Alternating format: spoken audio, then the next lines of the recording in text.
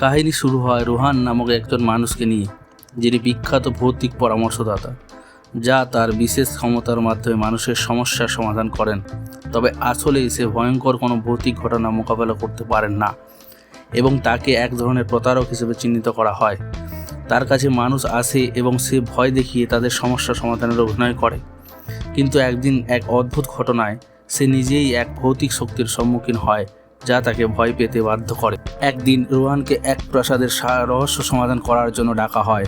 এটি একটি পুরানো রাজবাড়ি, যেখানে এক রহস্যময় আত্মা বাস করছে বলে বলা হয়। রাজবাড়ির মালিক রাজা অরবিন্দ রোহানকে অনুরোধ করেন তার মৃত কন্যা মীরা, যাকে আত্মা ঘিরে রেখেছে, তার সাথে যোগাযোগ করতে। রোহান শুরুতে সন্দিহান থাকে, কারণ তার বিশ্বাস ভৌতিক শক্তির ব্যাপারে নেই। কিন্তু রাজা তাকে বিশাল পরিমাণে অর্থ দেওয়ার প্রস্তাব দিলে রোহান রাজি হয়ে যায়। প্রাসাদে পৌঁছানোর পর রোহান মীরার ছবি দেখে এবং তার সৌন্দর্য দেখে স্তম্ভিত হয়ে যায়। তবে তিনি বুঝতে পারেন যে এই পরিস্থিতি একটু ভিন্ন। যখন তিনি মীরার আত্মাকে ডাকেন, তখন সত্যিই মীরা উপস্থিত হয় এবং তাকে ভীত করে তোলে। মীরা তাকে জানায় যে সে বাস্তবেই একটা ভৌতিক শক্তির শিকার এবং তার পরিবারের ইতিহাস অনেক গোপন রহস্য নিয়ে পূর্ণ। মীরা এবং তার বাবা রোহানকে ব্ল্যাকমেইল করে এবং তাকে বলে যে যদি সে তাদের কথা না মেনে চলে, তবে তার সব কৌশল প্রকাশিত হবে এবং তার ব্যবসা ধ্বংস হয়ে যাবে। এরপর রোহানকে মীরার প্রাসাদে এক ভৌতিক আত্মাকে তাড়ানোর জন্য পাঠানো হয়। রোহান, যা কখনো ভাবেনি, বুঝতে পারে যে এখানে আসলেই কিছু ভৌতিক শক্তি রয়েছে। প্রাসাদে প্রবেশ করার পর রোহান জানতে পারে যে সেখানে এক প্রাচীন সাপ রয়েছে, যা তার পূর্বপুরুষদের কারণে এসেছিল।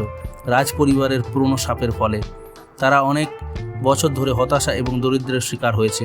তবে এক রহস্যময় পুরোহিত, যিনি রাজ পরিবারের সাথে সম্পর্কিত, রোহানকে জানায় যে এই সাপটি একটি পুরনো আত্মার কারণে।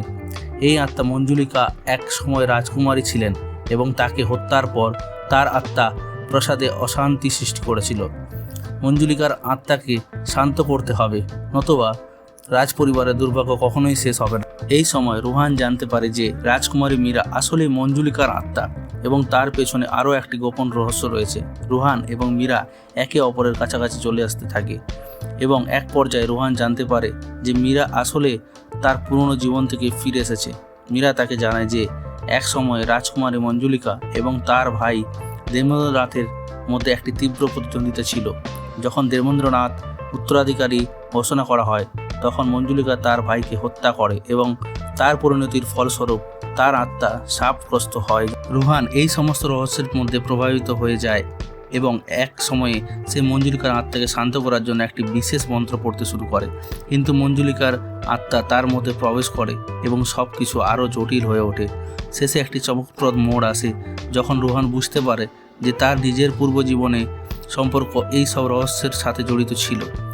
শেষে রোহান মঞ্জুলিকা এবং তার ভাই দেবেন্দ্রনাথের আত্মাকে শান্ত করতে সক্ষম হয় এবং রাজ পরিবারের শাপ মুছে ফেলা হয়। প্রাসাদও পুনরুদ্ধার হয় এবং রাজ পরিবার আবার তাদের পুরনো জায়গায় ফিরে আসে। মীরা তার শাশ্বত শান্তি পায় এবং রোহান তার ভূত তাড়ানোর কাজ শেষ করে। এভাবেই ভুলভুলাইয়া 3 সিনেমাটি শেষ হয়।